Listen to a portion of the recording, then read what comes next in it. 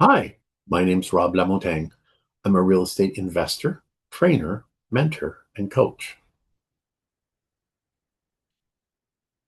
And today I want to look at a topic that is largely ignored in real estate investment circles. The fact is that most new real estate investors fail. But why? Well, first and foremost, new real estate investors do not understand their numbers. They don't understand how to look at their income, how to figure out their expenses, how to determine the debt service on their property. Because in the end, income less expenses is net operating income, and net operating income minus debt service is cash flow. And you use these numbers to determine whether or not a property is likely to cash flow positive for you.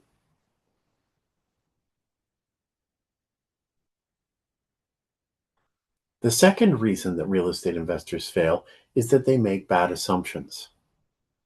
When you are doing your numbers, you need to understand that there are intangible numbers that need to be included. Things like vacancy, management, maintenance, and changes in interest rates.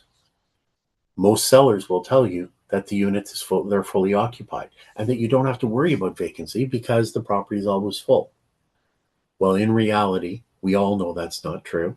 We all know that there are going to be periods of vacancy.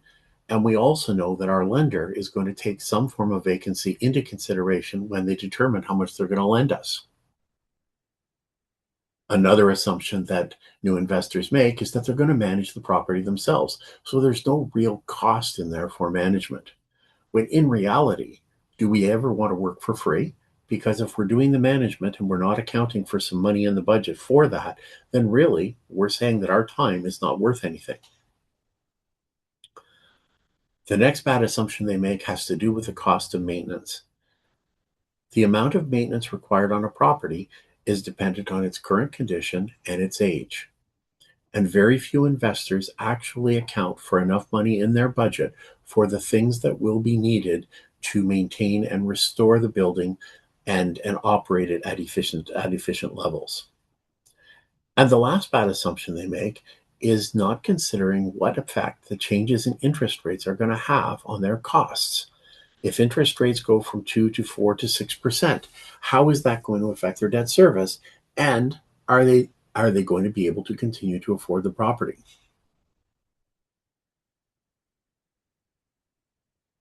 The next reason new real estate investors fail is they fall into the trap of listening to family and friends. Napoleon Hill said, the number one reason people fail in life is because they listen to their friends, families, and neighbors. And in reality, our family and friends aren't trying to do us any harm, but they're talking to us from their comfort zone. They're talking to us from the point of view of the things that they've done and experienced in their life. In order for us to grow, we have to get out of our comfort zone. We have to overcome our fears and we have to learn the things that we need to know in order to grow. And simply put, most of our neighbors, family, and friends are not looking at the same experience as we are in order to advance ourselves.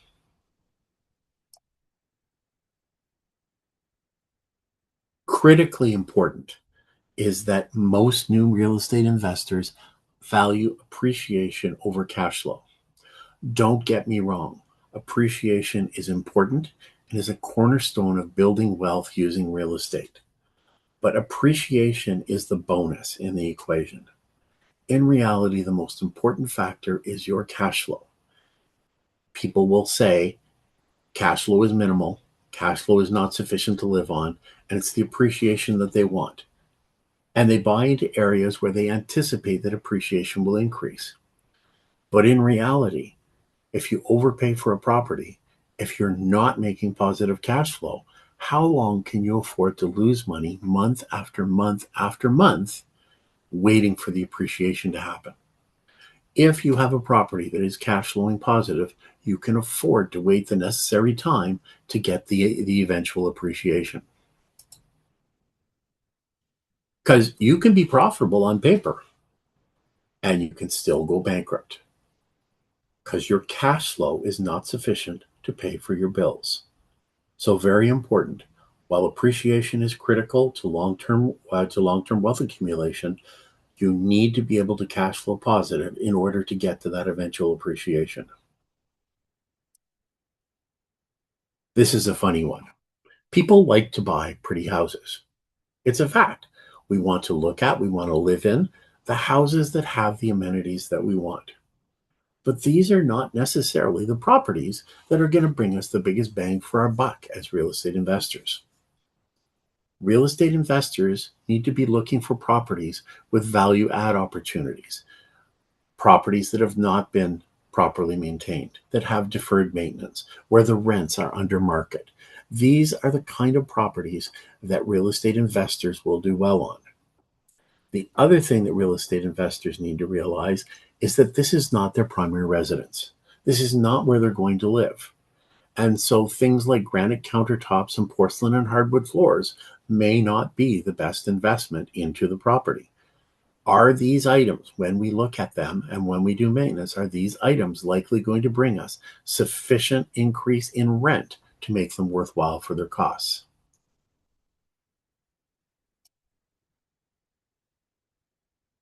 Another problem new real estate investors have is that they limit themselves to their local market. It's great to look at your home market because it's what you know. But for example, in my home market, property values are much higher than the values that you can command for the rent. And although rents are high, they're not high enough to cover the costs of operating the property. So understand that there's a big world out there. It's not just Canada, it's also the States, it's also international. So when you're looking at properties and where properties make sense to buy, don't be afraid to go outside your market. There's a big world out there.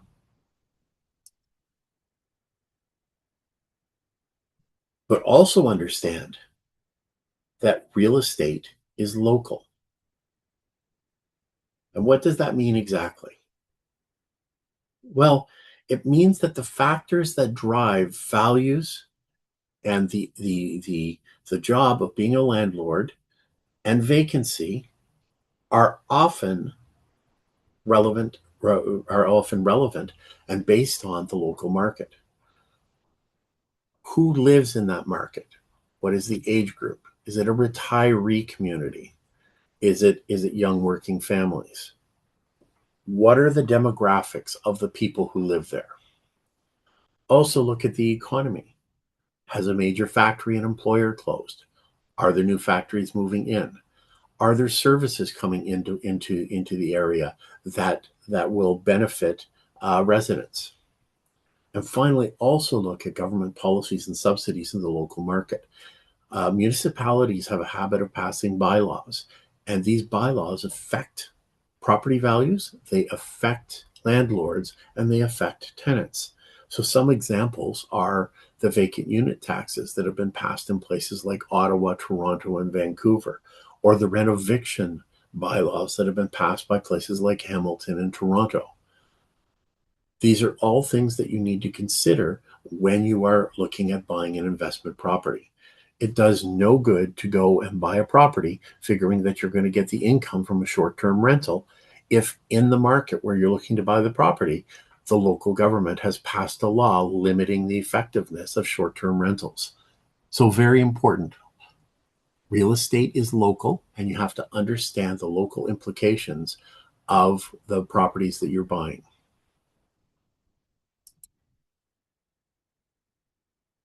Believe it or not, most real estate investors do not know how to write offers. It's sad but true. Most think that, in fact, it is the real estate agent who writes the offer. And while that might be true to some extent, the real estate agent is filling a cookie cutter offer together for you. And that's not their expertise. You need, as an investment, you need to have conditions in the offer which will protect you as the buyer and make sure that you have a chance to verify the property that you're looking at and make sure that it's going to be a good investment. Unfortunately, too many people, especially through the pandemic, got into the craze of unconditional offers, and they put in offers without conditions for inspection or financing. And many of those people ended up in a world of hurt. So understand that if you are going to put in an offer, you should always have a financing condition in there. You should always have a condition for verification of income and expenses for a rental property. You want to be able to verify the current rents and lease information. You want to be able to go through the property several times, one for sure for an inspection, but you also may need to show the property to potential partners and investors. You need to make sure that you can get insurance on the property. Most real estate agents will lump the insurance into the financing clause. And that sounds great in principle because the lender is not going to give you the loan if you can't get the insurance. The problem is that you're expected to waive your financing condition when you get the commitment from the lender. And you won't have your insurance until much later in the process. So if all of a sudden you have problems getting the insurance, it's too late to back out of the financing because you've already waived the condition. So make sure that your insurance condition is separate from your financing. You also want a clause in there to allow your partners and your lawyers to actually review the offer and make sure that everything is kosher and everything looks good. And finally, you want a clause in there to talk about training.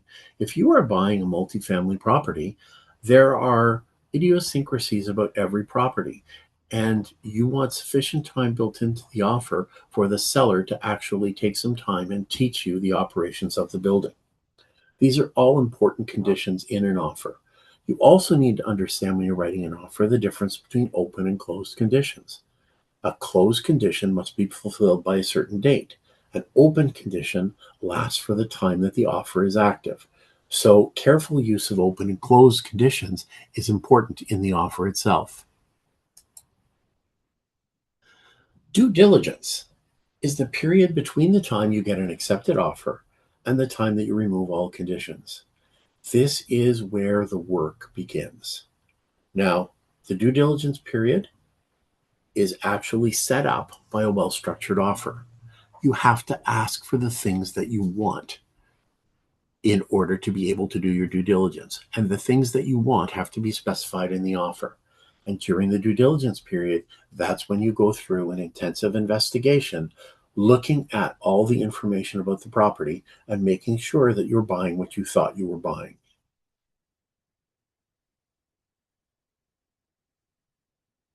Sad but true is too many investors, especially new ones, become emotionally involved in the transactions. This is not your principal residence. There is no room for emotion in the deal. You have to look at this transaction objectively and you have to be prepared to walk. If you do walk, it doesn't mean you're gone forever. You can look at the property again in another 3 months or 6 months, but you have to understand what your key criteria are. And if you can't get the deal that you are looking for, you have to be prepared to walk.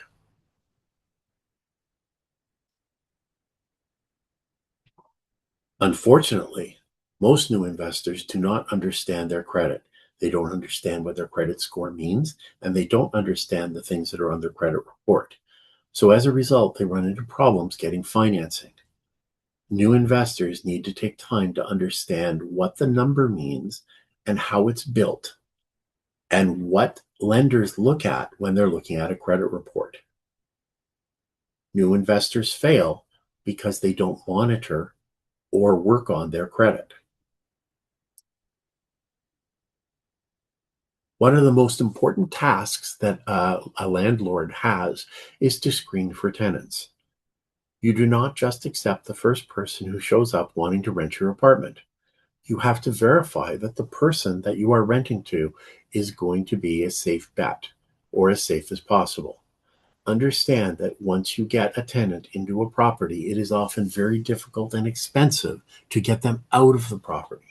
So if they are likely to damage the property, or they have a history in other properties of not having looked at the property, or they don't pay their rent.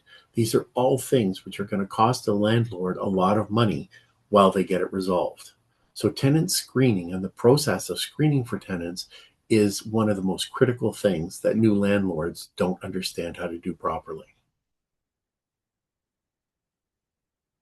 Also key is hiring a property manager. If you're going to work in your local market, then you may be able to manage the properties yourselves.